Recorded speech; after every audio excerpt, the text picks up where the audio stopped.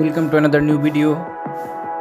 In this video you will see how to fix Telegram app not available. Please follow complete the process.